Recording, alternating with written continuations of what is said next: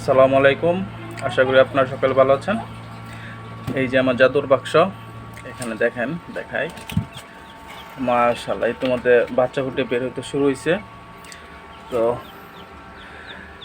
প্রতিবার ডিম বসালে 18 থেকে 20 দিন সময় লাগে, কিন্তু এবার 15 দিনে ফুটে গেছে ইনশাল্লাহ। আমি গত 1 তারিখে সন্ধ্যার সময় ডিম বসাইছিলাম। তো আজকে 16 তারিখ, কালকে রাত্রে ডিমগুলো মাশাআল্লাহ ফুটে বের হইতে শুরু করছে। তো ওইবার শীতের সময় 2বার বসাইছিলাম, তো 18 থেকে 20 দিন সময় লাগে, কিন্তু গরমের কারণে হয়তো পরিবেশের কারণে বাচ্চাগুলো তাড়াতাড়ি ফুটে বের হইতেছে 15 দিনেই। মাশাআল্লাহ, আপনারা সকলে দোয়া করবেন। আসসালামু আলাইকুম ওয়া রাহমাতুল্লাহ। আর অবশ্যই মাশাআল্লাহ বলে যাবেন।